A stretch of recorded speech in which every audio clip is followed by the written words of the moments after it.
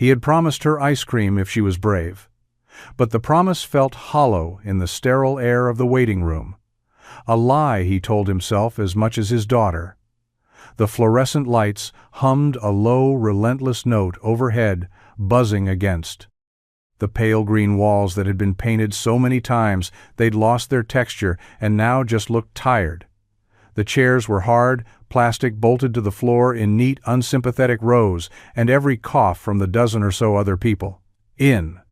The room echoed with a damp finality that made Leo's chest tighten. He shifted in his seat, pulling Maya a little closer against his side. Her small body was too warm, her breathing a little too shallow, a rasp hiding just beneath each exhale. She had been fighting this cough for 2 weeks, a stubborn, rattling thing that started in her chest and now seemed to have taken up residence in her bones.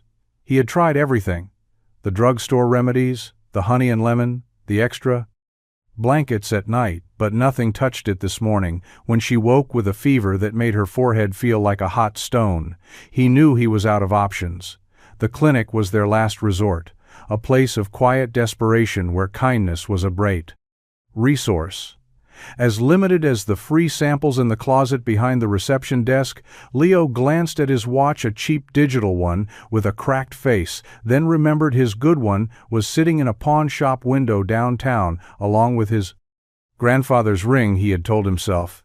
It was temporary, just until the next construction gig started, but the foreman had called yesterday, his voice apologetic. The project was delayed indefinitely. Sorry, pal, that phone call had turned temporary into a much heavier word. He squeezed Maya's hand gently. She looked up at him, her brown eyes wide. And trusting in the harsh light, the fever had painted 2 perfect pink circles on her cheeks, making her look like a porcelain doll that had been left too close to a fire. Don't worry, kiddo, he whispered, trying to inject a confidence he didn't feel. We'll get you fixed up. She nodded, leaning her head against his arm. Her faith in him was a physical weight, a constant reminder of everything he had to protect and everything he was failing to provide. He was a carpenter, a man who built things with his hands, who understood the logic of wood and nails and solid foundations, but this sickness, this poverty, was a structure he didn't know how to repair.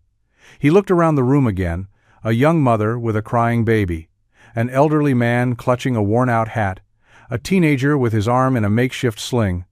They were all here for the same reason. They were out of choices, and the world had a way of making you feel small.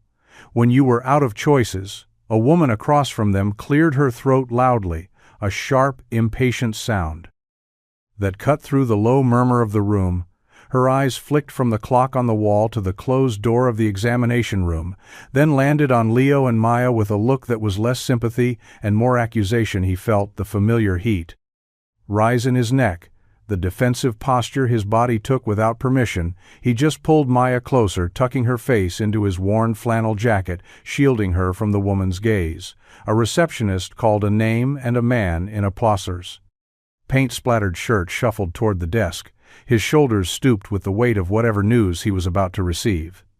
Leo watched him go, and felt a kinship, a shared understanding of what it meant to stand on the edge of something, hoping you wouldn't fall over.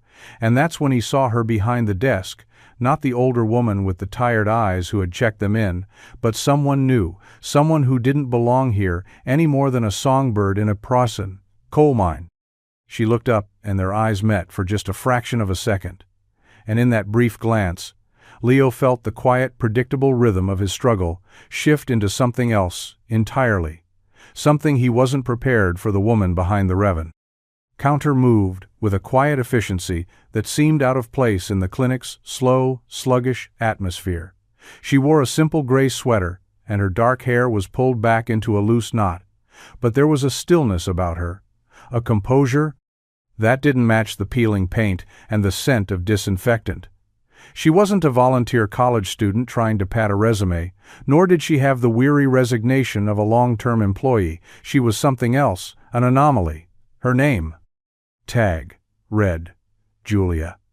A name as simple and clean as the lines of her jaw, she typed with a speed that made the old keyboard clatter her fingers, moving gracefully over the keys as she processed the endless stream of paperwork that kept a place. Like this, barely afloat. Leo watched her between glances at Maya trying to place her. She looked familiar in the way. A face from a dream feels familiar, recognizable.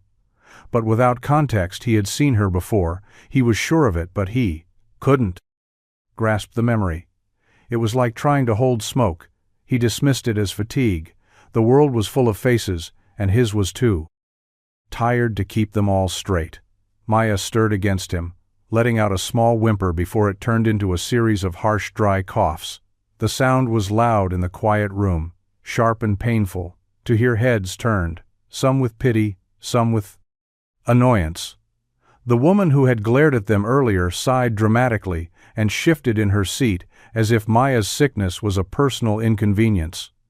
Leo rubbed his daughter's back, murmuring soft words, trying to soothe the frantic heaving of her small chest. "It's okay, baby girl. Just breathe deep." It'll pass. The coughing subsided, leaving Maya limp and exhausted against him, her face pale and damp. He felt a dozen pairs of eyes on them, a mix of sympathy and impatience. But it was the woman behind the desk whose gaze he felt most intensely. Julia had stopped typing. Her hands hovered over the keyboard, and she was looking directly at them. Her expression wasn't pitying. It was something else, focused, observant. Almost analytical, like she was trying to solve a problem that had nothing to do with insurance forms or appointment times. Then her eyes met his again, and for a split second he saw a flicker of something he didn't expect to see in a place like this. A deep, resonant sadness, a flash of recognition so profound. It felt like she was looking straight through his worn-out jacket and into the very heart of his struggle. He looked away quickly, unnerved by the intensity of her stare. He focused on Maya brushing the hair from her forehead, pretending he hadn't seen it, but the image of her eyes lingered, a cool blue that held the weight of a world far removed from this waiting room. He told himself it was nothing, a trick of the light, the stress of the day, but a small part of him knew better. He had been seen not just as another number in a queue, not just as a broke father with a sick kid, but as something more, and that feeling was as terrifying as it was unfamiliar. The waiting stretched on time in the clinic, measured not in minutes, but in the slow shuffle of feet and the rustle of old magazines. The clock on the wall ticked with a lazy indifference, each second a small reminder of how long they had already been here and how much longer they might have to stay. Maya had drifted into a restless sleep, her head on Leo's lap, her breath still catching in that shallow, raspy way that made his own chest ache. In sympathy, he traced the faint outline of a scar on his knuckle, a small white line from a slipped chisel years ago, a reminder of a time when his hands felt capable of fixing things, when he was a builder, a creator, not just a man waiting for a handout. He felt the weight of every choice that had led him here. The decision to use their savings on his wife's last experimental treatment, the pride that kept him from asking his family for help until it was too late, the slow erosion of his business. As bigger construction firms moved into town, underbidding him on every job, he had been so focused on holding the walls up, he hadn't noticed the foundation was crumbling beneath him. Another name was called, and the impatient woman from across the room finally stood, gathering her purse with a huff as she walked past. "Leo," she muttered just loud enough for him to hear, "some people should just go to a real hospital." Leo's jaw tightened. He didn't look up. Didn't give her the satisfaction of a reaction, but the words landed like small, sharp stones. He felt Maya flinch in her sleep as if she had heard them too. That was when a shadow fell over them. He looked up to see Julia standing there. She held a small juice box in one hand and a thin, worn-out children's book. In the other, she knelt beside his chair, moving with a grace that felt both deliberate and natural. "I thought she might like this when she wakes up," she said, her voice low and soft, so as not to disturb Maya. She placed the book and the juice on the empty seat beside him. It's a good one. About a bear who loses his hat. Leo stared at her, then at the small offering. He hadn't seen her leave the desk. He hadn't heard her approach. It was as if she had simply materialized out of the heavy air. "We're fine," he said, the words coming out rougher than he intended, a reflex born of pride and a deep-seated mistrust of kindness that came without a clear price tag. "I know," she replied, her eyes calm and steady. She didn't flinch at his tone. She didn't retreat. But sometimes it's nice to have something to hold on to. Her gaze flickered to Maya, then back to him for a long moment. He felt stripped bare, all his defenses laid out under her quiet, unjudging stare. He swallowed the lump in his throat and gave a small, reluctant nod. "Thank you," he finally managed the words, feeling foreign on his tongue. Julia simply nodded back and returned to her desk without another word. He watched her go the straight line of her back, the controlled set of her shoulders. She hadn't offered pity. She hadn't made a scene. She had simply seen a need, and met it a small act of grace in a place that had forgotten the meaning of the word. Leo looked at the book. The cover illustration was faded, the corners soft from countless small hands. It was a simple thing, a throwaway gesture, but in the cold, sterile quiet of that waiting room, it felt like a lifeline. Maya woke up about 20 minutes later, not with a start, but slowly, like she was surfacing from a deep and troubled water. She blinked, her eyes gummy with sleep, and looked around the room, her gaze settling on the book beside her. "What's this?" she asked, her voice still thick with sleep. "A gift," he said, "from the lady at the desk." Maya picked it up, her small fingers tracing the worn cover. She opened it to the first page, and her eyes lit up. "It's about a bear. He wears a blue hat like the one you used to have." She looked up at him, a shadow of memory in her eyes before he'd sold it. The hat had been his favorite, a soft wool thing his wife had bought him one Christmas. He smiled a little sadly. "Yeah, like that one," he said. "Let's read it."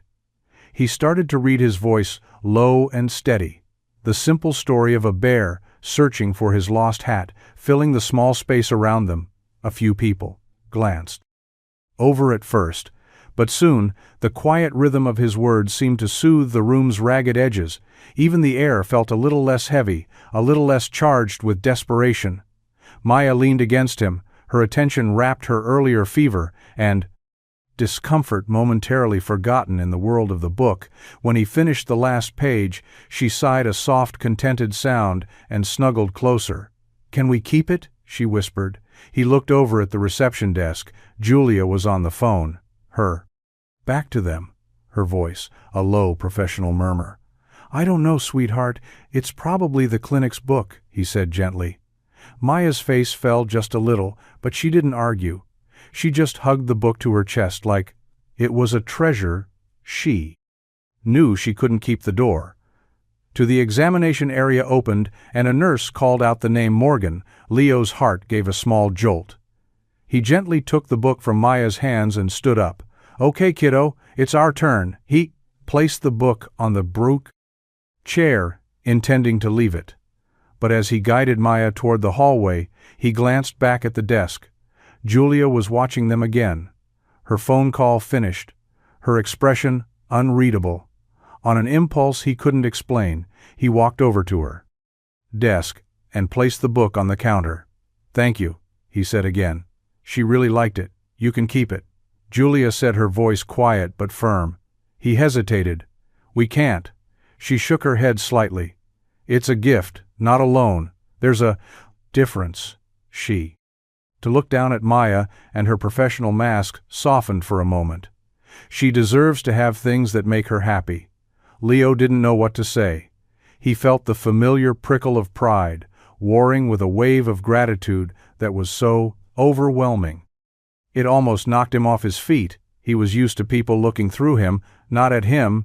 He was used to being invisible, a problem to be processed, not a person to be helped. But this woman, she saw them, and it was unsettling how much that mattered. He simply nodded, took the book, and walked his daughter down the hallway without looking back. Because if he had, she might have seen the tears welling in his eyes. The doctor was kind, but hurried his movements, efficient his questions. Clipped, he listened to Maya's chest, with a cold stethoscope, pressed her tongue down with a wooden stick, and shone a light in her ears, all with a detached professionalism that felt both reassuring and isolating.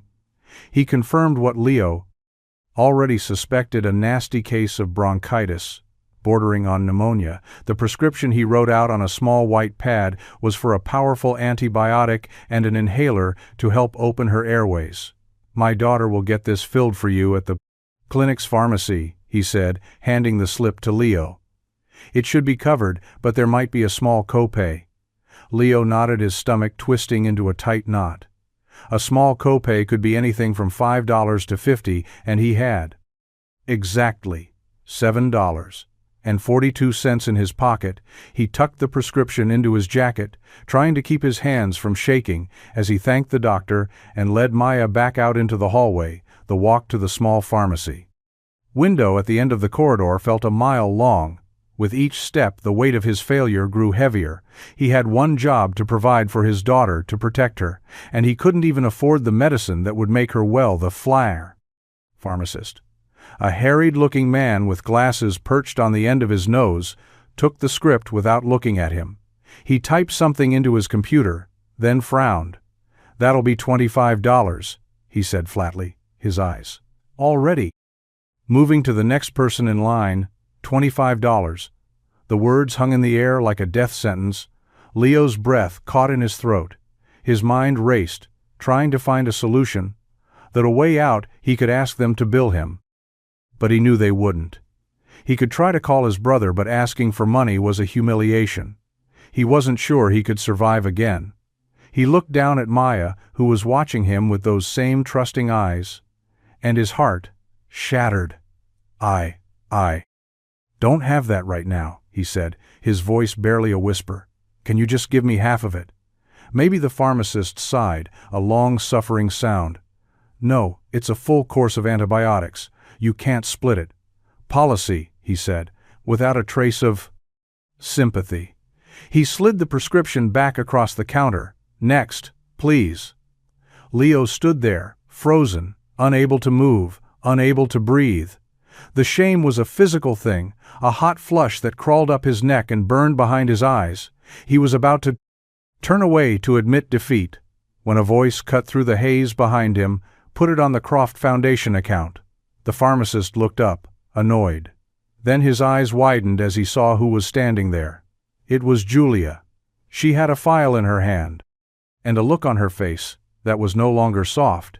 It was steel. "I'm sorry, miss," he stammered. "Did you say the Croft Foundation?" "I did," she said, her voice leaving no room for argument. "Now please, fill the prescription for this child." Her eyes met Leo's over the counter, and he saw that same flicker of sadness from before, but this time it was mixed with something else, something that looked a lot like anger. Not at him, but at the system that had failed him.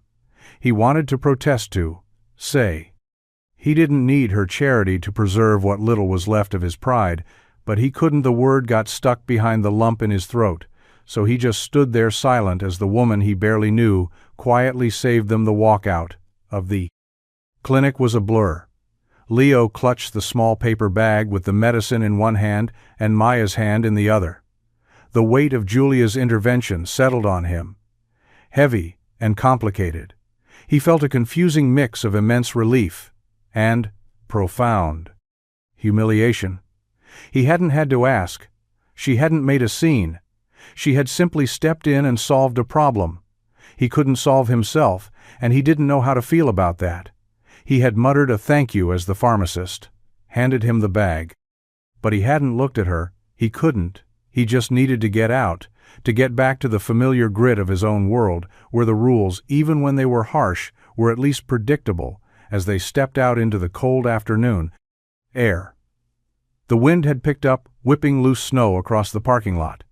Julia was standing by the entrance, her coat pulled tight around her as if she had been waiting for them. He stopped a few feet away, unsure of what to say. What could he say? "Thank you for paying for my daughter's medicine because I'm too broke to do it myself." The words tasted like ash in his mouth. She spoke first before the silence could curdle into something worse. "I hope she feels better soon." Her voice, too, was back to its soft, even tone. The steel from the pharmacy gone, replaced by a gentle concern. He just nodded, still holding Maya's hand like an anchor in a storm. "I didn't mean to overstep," she said, her eyes searching his. "I just saw the look on his face, and I couldn't." He cut her off. Not unkindly, but with a raw edge to his voice. "What's the Croft Foundation?" he asked. The name felt important, heavy like a clue to a puzzle. He was only just beginning to see a flicker of something unreadable crossed her face. "It's just a patient assistance fund," she said. A bit too quickly. "A charity that helps cover costs for families who need it, and you just have access to their account." He pressed his skepticism showing through. Julia hesitated, her gaze dropping to the pavement for a second, before meeting his. "Again, I volunteer with them," she said. "I do some administrative work. It allows me to help out when I see a need."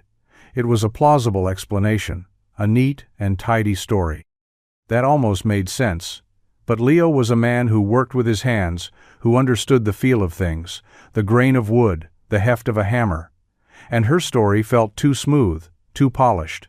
It didn't have the right weight, but Maya was shivering. And the medicine was in his hand, and he didn't have the energy to question a miracle, so he let it go. "For now, all right," he said the words, feeling inadequate. "Well, thank you again. You didn't have to. I wanted to," she replied, and the simple sincerity in her voice made it even harder to hold on to his pride. As he turned to leave, she called out to him, "Leo." He paused and looked back at her.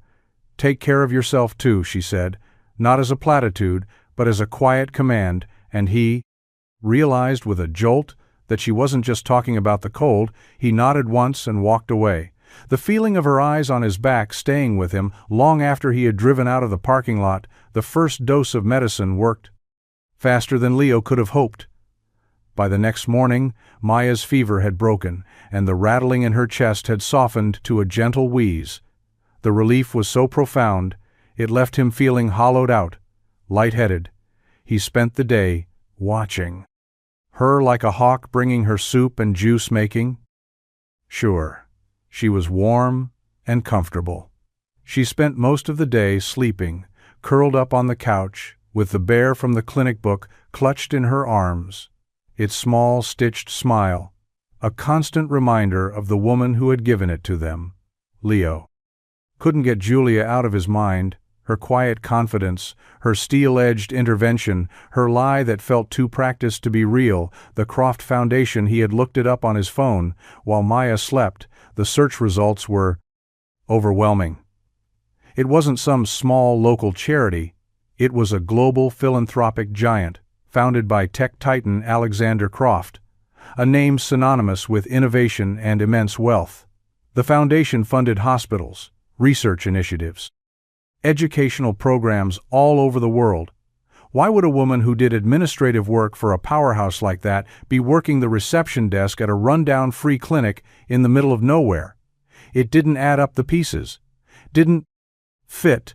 He found a picture of Alexander Croft online, a sharp-looking man in a tailored suit with silvering hair and eyes that held the same cool intensity as Julia's. He had a daughter.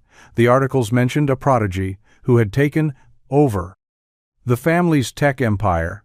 Before abruptly stepping away from public life a few months ago, her name was Juliana Croft. There were no recent photos of her. She had become famously private, a ghost in the corporate machine, but there was one older photo.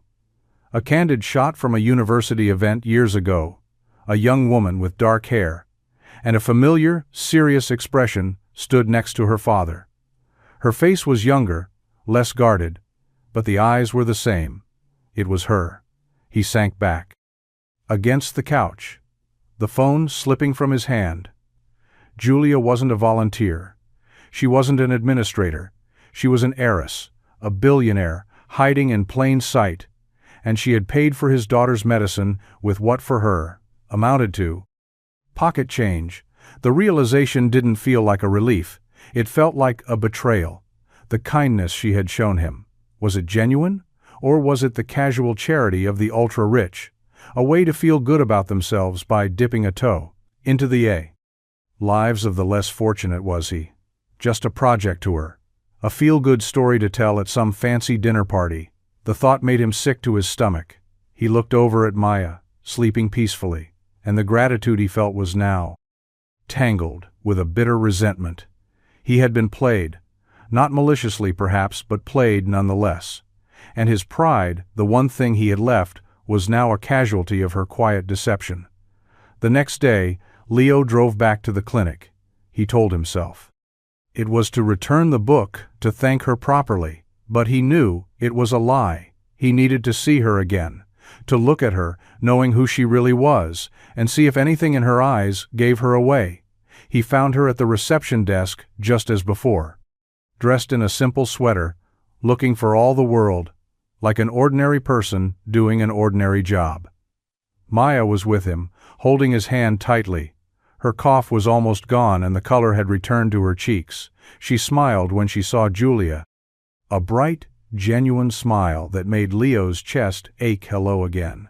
Julia said, her own smile appearing instantly much better today. Maya nodded happily. Thanks to you, Leo placed the worn copy of The Bear with the blue hat on the counter.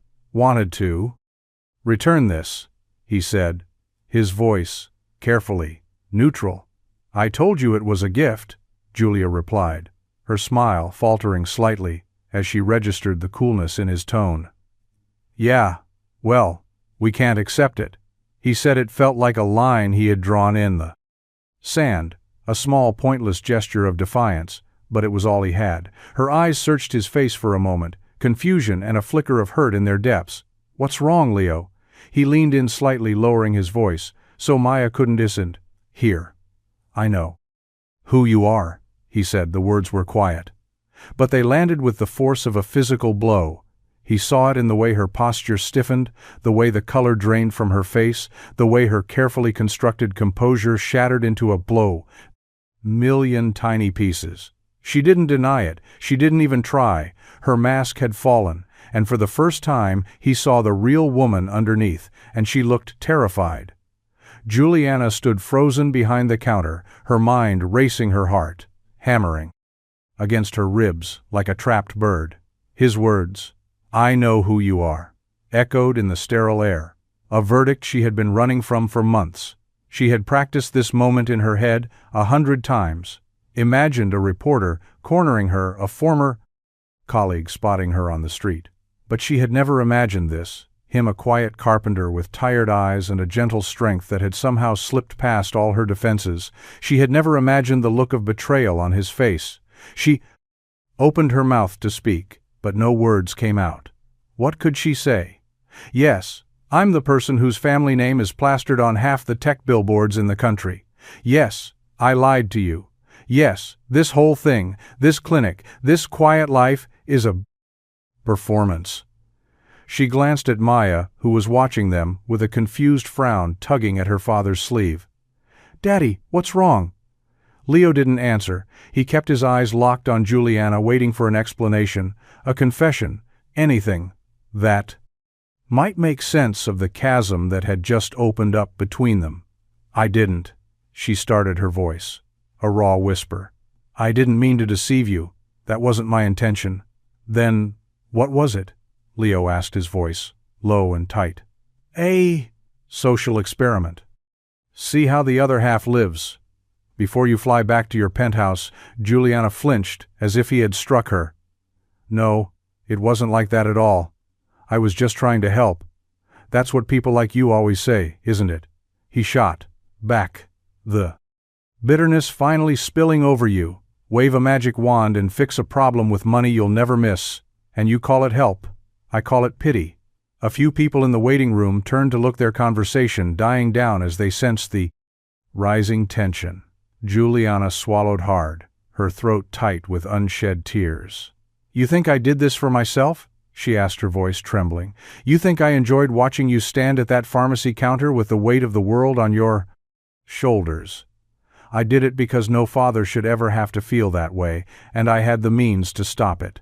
That's all. I don't need your means," he said, his pride a shield against the truth. In her words, I needed honesty. He picked up the day book from the counter and pushed it gently toward her. "We don't want it," he said. Then he took Maya's hand and turned to leave.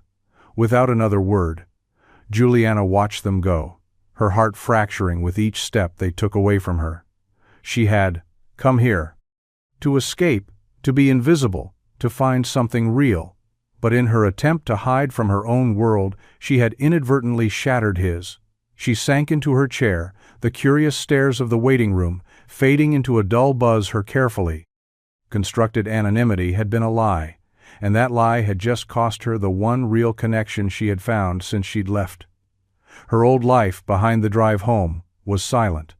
Leo's knuckles were white on the steering wheel, his jaw clenched so tight it ached. Maya sat quietly in the back seat, sensing the storm that had passed between the adults, but not understanding its source. She didn't ask any questions. She just held the teddy bear Julia had given her and stared out the window. Watching the gray landscape slide by when they got back to the apartment, Leo went through the motions of a normal afternoon. He made Maya a snack, turned on her favorite cartoon, and sat at the kitchen table, staring at a stack of unpaid bills that seemed to mock him with their neat red lettering. He couldn't shake the image of Juliana's face. When he'd confronted her, the raw hurt in her eyes, the way her composure had crumbled, he had wanted to wound her, to make her feel a fraction of the humiliation he had felt. But seeing her so exposed hadn't brought him any satisfaction. It had only left a sour taste in his mouth. He had been so quick to judge, to assume her motives were selfish. But what if they weren't? What if she really was just a woman trying to escape a life that was suffocating her? What if her kindness hadn't been an act of pity, but an act of desperation? Her own attempt to find something genuine in a world of artifice. He ran a hand over his face, feeling the rough stubble on his jaw. He had let his pride speak for him, and in doing so, he might have pushed away the one person who had looked at him and Maya and seen something worth saving. A few days passed, and the silence from the clinic was absolute. Leo didn't go back, and Juliana didn't call or appear at his door. The space she had briefly occupied in their lives was now a void, a quiet ache. He tried to fill with work. He took a small, cabinet-making job for a neighbor, working late into the night in his small makeshift workshop in the basement of their building. The scent of sawdust and wood stain was a familiar comfort, a reminder of a time when his world was simpler, but even the rhythmic work of his hands couldn't quiet the noise in his head. Maya was the one who broke the silence. She was sitting at the kitchen table one evening, carefully coloring a picture with a set of new crayons Juliana had anonymously had delivered to their mailbox. A gesture Leo had tried to ignore. "Daddy," she said, without looking up. "Is Julia mad at us?" Leo stopped sanding the piece of oak in his hands. "No, baby girl, she's not mad. Why doesn't she come over anymore?" Then the question was so simple, so direct it knocked the wind out of him. He sat down across from her, his hands covered in a fine layer of dust. "Sometimes grown-ups make things messy," he said quietly. Maya nodded thoughtfully, like she was considering a great philosophical truth. "Mommy used to say that she said messy just means you have to clean it up together." Leo stared at his daughter, at her innocent wisdom, and felt the walls he had built around his heart begin to crack. He had been so focused on his own wounded pride that he had forgotten what really mattered. He had shut the door on Juliana, not just for himself, but for his daughter too, and Maya missed her. He looked at the drawing. Maya was working on it, was a picture of 3 stick figures, a tall man, a small girl, and a woman with dark hair. All of them holding hands under a bright yellow sun. His daughter had seen what he had refused, to a connection, a potential, a little bit of light in their gray world, and he had been the one to snuff it out that night. He couldn't sleep. He lay on the couch, staring at the ceiling, the silence of the apartment pressing in on him. He finally stood and walked to the window, looking out at the sleeping city. He had a choice. He could let his pride win and stay in the safe, familiar territory of his struggle.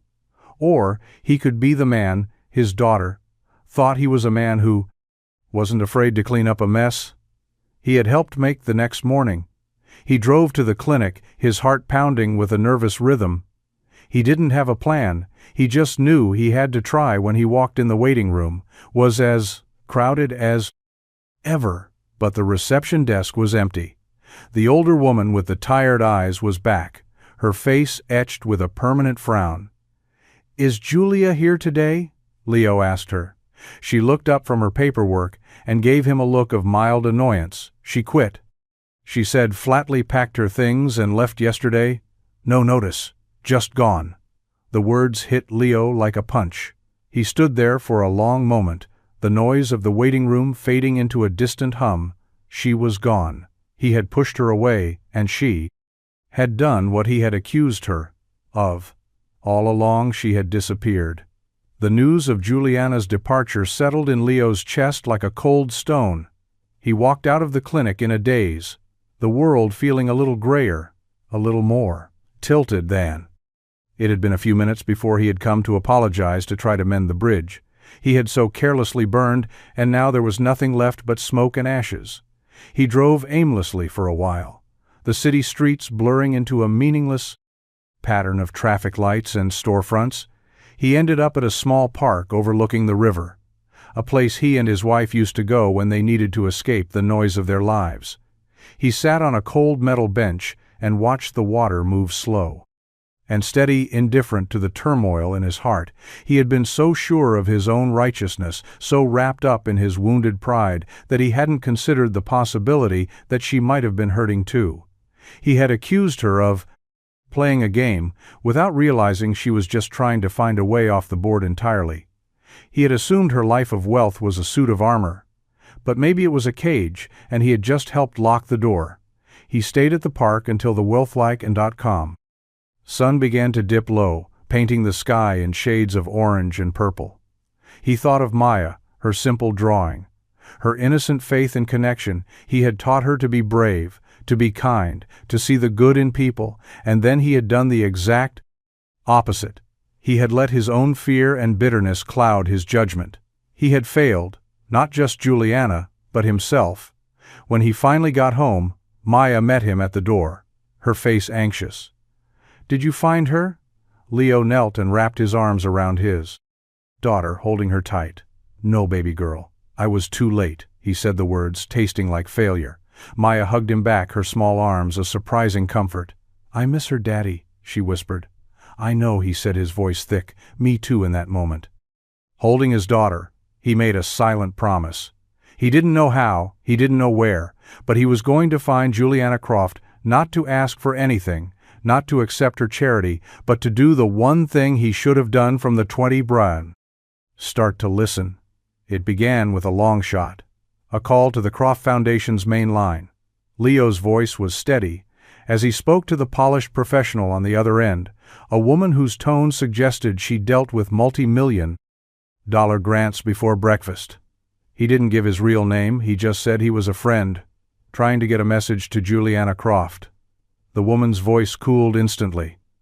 "Miss Croft is not available, and we are not authorized to share her contact information."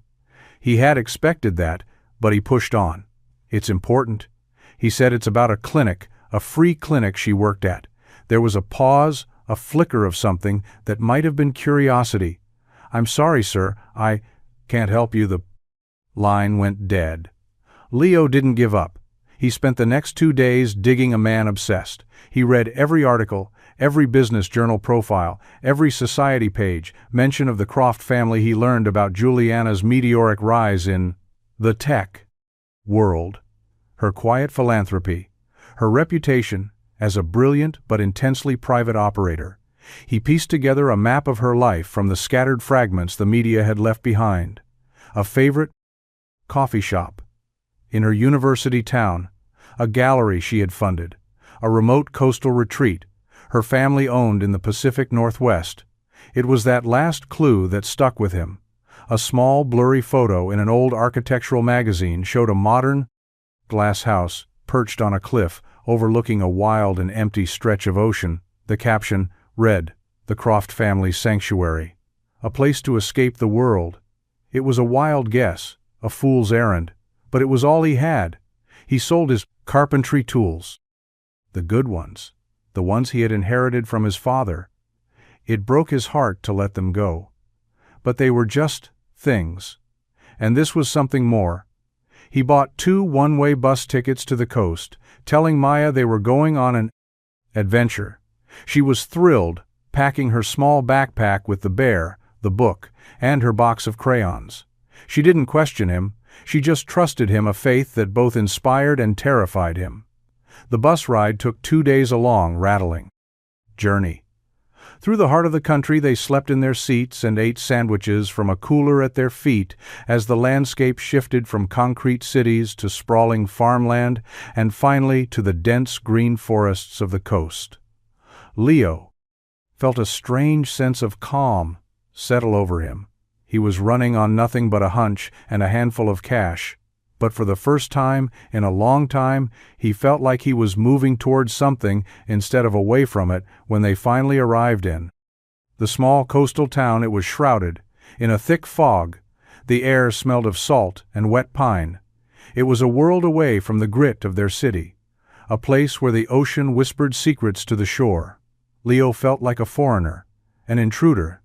But he didn't let it stop him. He showed the picture of the house to a grizzled fisherman at the local diner. The man squinted at the photo, then nodded. "Yeah, that's the old Croft place up on Weaver's Point. Locals call it the Glass House." "No one's been up there in years," he said, taking a sip of his coffee. "You friends of hers?"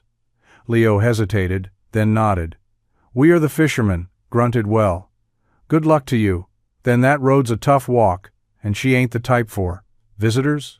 Leo thanked him, bought a map, and with Maya's hand in his, they started walking the road. To Weaver's Point was less of a road and more of a suggestion, a winding dirt track that climbed steeply through a forest of towering redwood trees. The air grew cooler as they ascended the fog swirling around them in thick, silent clouds. Maya was a trooper.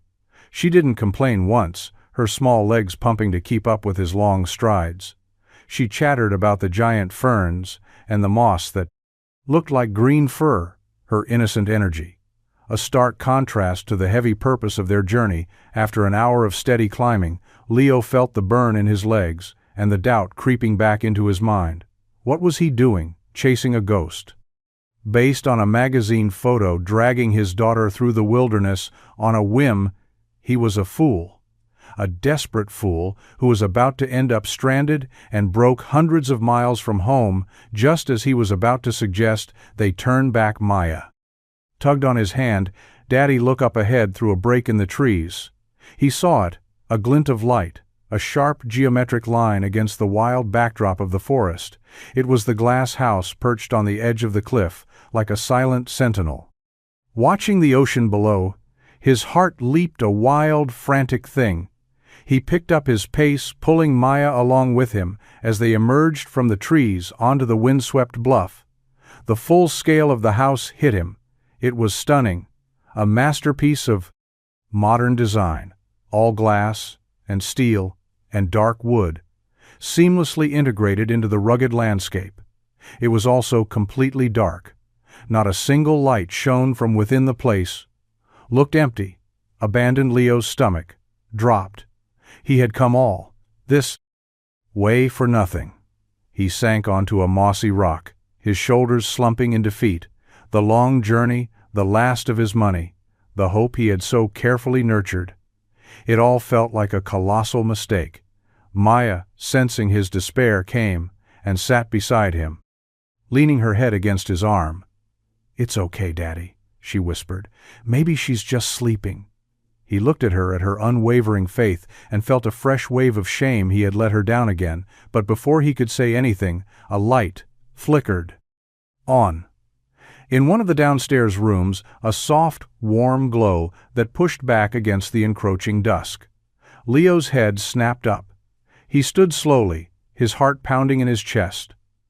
Someone was there.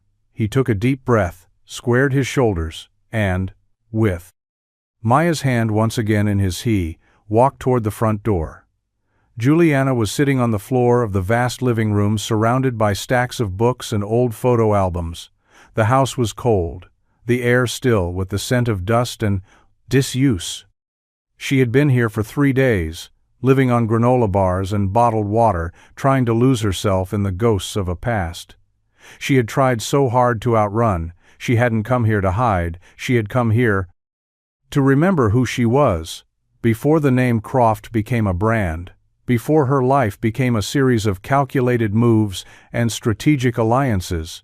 She was looking at a photo of herself as a child, standing on this very bluff, her hair wild in the wind. A gap-toothed smile on her face when she heard the knock on the door. She froze, her blood turning to ice. No one knew she was here. No one. The knock came again, louder. This time more insistent. She stood slowly, her heart a frantic drum. Against her ribs she moved to the door, her hand hesitating over the lock for a long moment. Before she turned it, the door swung open to reveal a man and a little girl silhouetted against the twilight sky. Their faces were tired and travel-worn, but their eyes were full of a fierce and fragile hope. Juliana's breath caught in her throat. Leo, Maya, she stared at them, unable to believe they were real. She had thought about them every day since she'd left, dreamed of their quiet kindness, their simple warmth, but she had never allowed herself to hope she would see them again. "How did you find me?" she whispered, her voice hoarse from disuse. Leo didn't answer right away. He just looked at her, taking in her disheveled hair, the dark circles under her eyes, the palpable loneliness that seemed to cling to her like the sea mist. "I looked," he said simply. It was the only answer that mattered. Juliana didn't invite them in, not at first. She just stood in the doorway, caught in a state of stunned disbelief. Her mind couldn't reconcile the image in front of her with the reality she had accepted that Leo and Maya were a chapter she had been forced to close, a memory to be filed away under regret. Yet here they were, solid and real. On her doorstep, having crossed a country to find her, Leo broke the silence. His voice was quiet, but it carried through the sound of the wind and waves. "I came here to say I was wrong," he started, not looking for an apology, just the truth. He met her eyes, his gaze steady and clear. "I was a fool. I let my pride get in the way. I accused you of things you didn't deserve because I was scared, and I was angry at myself, not at you, I came to say." "I'm sorry." Juliana's carefully constructed composure began to crumble. She had spent her life surrounded by people who apologized as a strategy, a way to smooth over conflict and manage perceptions. But this was different. His words were stripped bare of any artifice, raw and painfully honest. A tear she hadn't realized was there slipped down her cheek. She wiped it away quickly, but another followed. "I'm sorry too," she said, her voice thick with piteous emotion. "I should have told you the truth from the beginning. I was the coward. I was so afraid of being seen as a name instead of a person that I ended up hurting the only people who ever saw me for who I really was, Maya, who had been." Standing quietly beside her, Father stepped forward. She reached out and took Juliana's hand, her small fingers wrapping around her with a surprising strength. "It's okay," she said. "We're messy too." They stood there for a long moment, the three of them, on the edge of the world, a broken carpenter, a runaway heiress, and a little girl with a heart big enough to hold all of their mistakes, the past and the future, hung in the balance between them. Finally, Juliana stepped back from the Kerr's doorway and gestured for them to come inside. Her voice was still shaky, but for the first time in a long time it held a note of something that sounded like hope. "Come in," she said. "It's cold out there." The house was cavernous and beautiful, with floor-to-ceiling windows that looked out onto the churning gray ocean. The furniture was sparse and modern, covered in white sheets like ghosts, waiting for a party that had been canceled years ago. It was the kind of place that was designed to be looked at, not lived in a monument to wealth and isolation. Leo walked through the space slowly, his work boots echoing on the polished concrete floors. He ran a hand over a sleek marble countertop, feeling the cold, unyielding stone beneath his fingers. This was her world, a place of stark beauty and silent loneliness. It was a world he couldn't even begin to comprehend. Maya, however, was unfazed. She explored with a child's fearless curiosity, peering into empty rooms and tracing the patterns in the thick wool rugs. She didn't see the emptiness, she just saw a big house that needed to be filled. Juliana watched them, her arms wrapped around herself as if she were trying to hold herself together. She had built a fire in the large stone fireplace, and the flames cast a warm, flickering light that pushed back against the house's sterile chill. "I haven't had guests here in a very long time," she said, her voice quiet in the vast space. I don't even know if there's food in the pantry." "Don't worry about that," Leo said. He set the small cooler he'd carried all this way on the kitchen counter. "I came prepared." He pulled out a loaf of bread, a jar of peanut butter, and a slightly bruised apple. It wasn't much, but it was all they had. Juliana looked at the humble offering, and a small, sad smile touched her lips. "You came all this way, and you brought us dinner. I didn't know if you'd let us in," he said. Honestly, he started making sandwiches, his movements sure and practiced in the unfamiliar kitchen. Juliana came and stood beside him, watching his calloused hands work the bread. "It's a beautiful house," he said after a moment. "It's a lonely house," she replied. "It was my father's escape." He thought, if he built something perfect enough, it would keep the world out. "I think it just kept him in," she said, her voice barely a whisper. They ate their sandwiches sitting on the floor in front of the fire. The wind howled outside, but inside, a fragile warmth was beginning to grow. It wasn't just the fire, it was the shared silence, the unspoken forgiveness, the quiet understanding that they were all just a little bit broken, and maybe that was okay. Maybe they could start to be broken together later that night. After Maya had fallen asleep on a pile of cashmere blankets Juliana had pulled from a closet, her small body curled up with the bear still tucked under her arm. Leo stood by the vast window, watching the waves crash against the rocks below. The storm outside had picked up, mirroring the one that had been raging inside him for weeks. Juliana came and stood beside him, her reflection a faint ghost in the dark glass.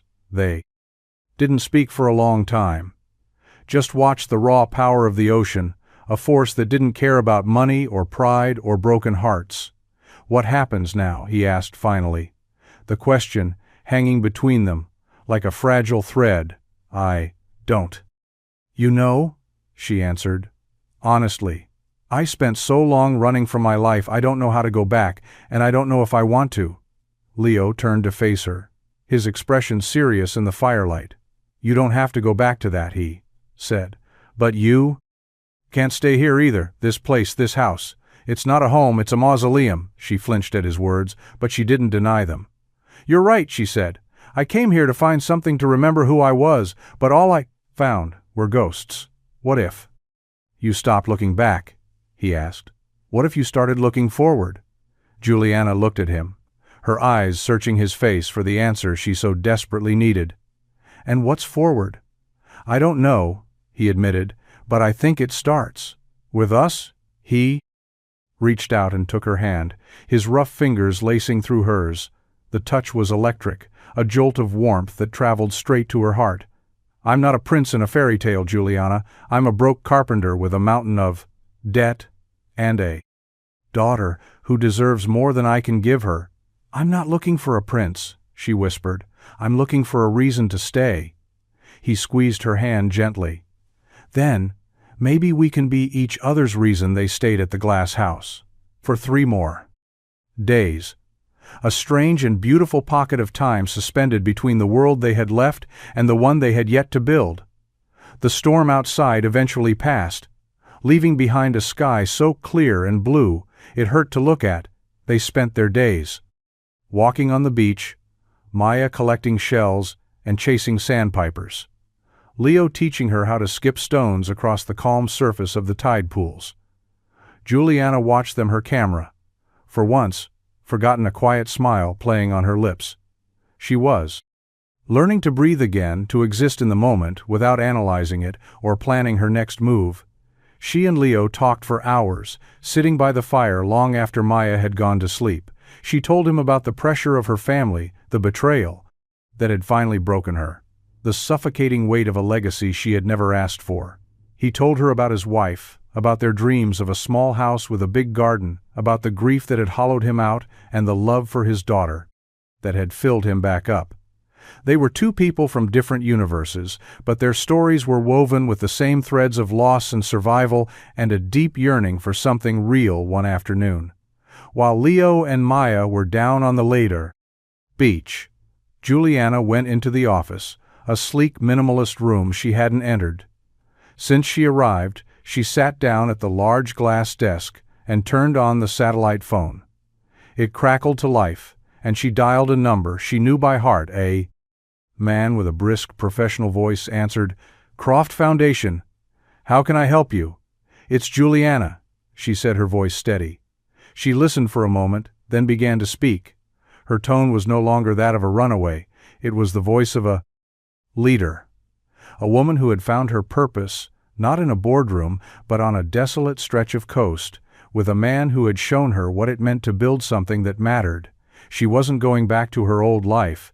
She was going to build a new one. And she was going to start by tearing down the walls of the foundation that bore her name and rebuilding it into something that helped people, not for tax breaks or good press, but because it was the right thing to do. When she hung up the phone, she felt a lightness she hadn't felt in years. She had found her way forward, and it wasn't a path she was going to walk alone. The journey back was different from the one that had brought them there. They didn't take the bus this time. Juliana had arranged for a car, a comfortable but unassuming SUV, that hummed quietly as it ate up the miles. They drove back through the same landscapes. But Leo saw them differently. Now not as obstacles to be endured, but as part of a story that was still being written.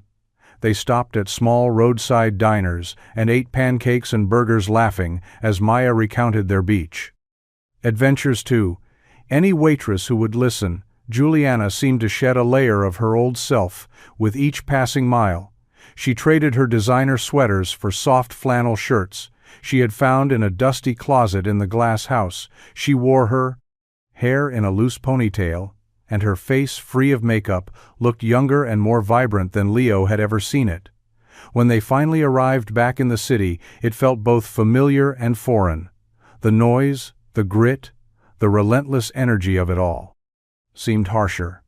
Now, after the quiet of the coast, Juliana didn't take them back to Leo's small, cramped apartment.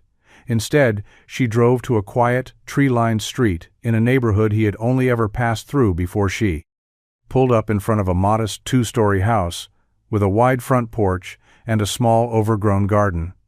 "What is this place?" Leo asked. She turned off the engine and looked at him, her expression a mix of nervousness and hope. "It's ours," she said. "If you want it." He stared at her, speechless. She went on quickly. "I bought it through the foundation. It's a new initiative. I'm starting providing affordable housing for families who are getting back on their feet. You'd be the first tenant. The rent is based on what you can afford, and the downstairs has a perfect space for a workshop." Leo was still trying to process her words. This wasn't a penthouse or a mansion. It was a home, a real home, with a tire swing hanging from an old oak tree in the backyard. "I don't know what to say," he finally managed. "Then don't say anything," she said. "Just come see it." Maya was already out of the car, running up the front path, her laughter echoing in the quiet afternoon air.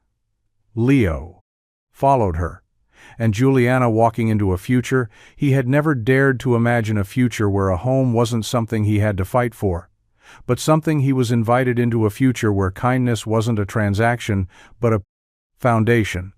And as he stepped across the threshold, he knew he wasn't just entering a house. He was finally coming home. The first few weeks in the new house were a whirlwind of activity and adjustment. The place had good bones, but it had been empty for a while, and it needed the touch of a family to bring it back to life. Leo got to work immediately. Turning the spacious basement into the workshop he had always dreamed of, he set up his new tools Juliana had insisted on. Replacing the ones he'd sold, and the familiar scent of sawdust soon filled the air, a scent that for him was synonymous with purpose and creation. Juliana, for her part, threw herself into making the house a home. She painted walls, planted a vegetable garden in the backyard, and spent hours with Maya decorating her new room. They chose a soft sky blue for the walls and hung glow-in-the-dark stars on the ceiling, just like the ones she'd had in their old apartment. It was a small detail, but it was one that mattered, one that said, this new life wasn't about erasing the old one, but about building upon it. They fell into a comfortable rhythm, a domesticity that felt both brand new and deeply familiar. They cooked dinner together, their movements a clumsy but happy dance in the spacious kitchen. They sat on the porch in the evenings, watching the sunset and talking about everything and nothing. They were learning how to be a family, not one born of blood, but one forged in shared struggle and a stubborn belief in second chances. One night, Leo found Juliana in the living room, sitting on the floor, surrounded by blueprints and financial reports. The life she had run from had a way of finding her, but now she faced it with a new sense of clarity and control. She was restructuring the Croft Foundation from the ground up, dismantling the cold corporate philanthropy of her father and replacing it with a model based on direct community impact and sustainable support. She was using her power not to build an empire, but to build bridges. Leo sat down beside her and looked at the papers. "What's all this?" he asked. She pointed to a set of plans. "It's a new project, a series of community clinics, like the one where we met, but fully funded, staffed with people who are paid a living wage, and designed to treat everyone with dignity, regardless of their ability to pay. And I want you to head the construction." He looked at her. "Surprise me. But I'm just a carpenter. You're a builder, Leo." She said, "You know how to create things that last, things with integrity? That's what this needs." He looked at the plans, at her face, glowing in the Morse lamplight, and for the width. First time, in a very long time, he saw a future that was not only stable but bright, a future he was going to build with his own two hands, right alongside the woman he loved. The ribbon they used for the grand opening wasn't a ribbon at all. It was a length of yellow construction tape stretched across the entrance of the newly built Community Health Center. The building was clean and bright, with wide windows that let in the sunlight and a waiting room filled with comfortable chairs and walls adorned with colorful artwork made by local children. It was a place designed for healing, not just of the body, but of the spirit. A crowd had gathered for the dedication: reporters, community leaders, families who had already benefited from the foundation's new initiatives. Juliana stood at the podium, not in a power suit, but in a simple dress, her hair pulled back, her face open and honest. She spoke not of balance sheets or donor relations, but of dignity, of the right to be cared for, and of the man who had taught her what true strength looked like. When she was finished, she didn't call a politician or a board member to cut the tape. She called for Leo, and Maya. Leo stood beside her, his hand finding hers, as Maya proudly snipped the yellow tape with a pair of oversized ceremonial scissors. The crowd applauded, and this time the sound didn't feel like a threat. It felt like a celebration. Later that evening, the quota Brobly rotored. 3 of them sat on the porch of their home, the sounds of the neighborhood settling into a peaceful quiet. Maya was asleep in the tire, swing her head pillowed on her favorite bear. Leo had his arm around Juliana, her head resting on his shoulder. The new clinic was just a few blocks away, its lights a warm beacon in the gathering dusk. "You did a good thing today," he said. She smiled, leaning into him. "We did a good thing," she replied. They sat in comfortable silence for a while, watching the stars begin to appear in the darkening sky. It had been a long and winding road, a journey that had taken them from the depths of despair to this quiet moment of peace. They had found each other in the most unlikely of places, a broken carpenter and a runaway heiress. And together, they had built something beautiful, something real, something that would last, because they had built it on a foundation of kindness, integrity, and a love that was strong enough to bridge any distance and heal any wound. And as the first star of the evening twinkled into view, they both knew they were finally exactly where they were supposed to be, home.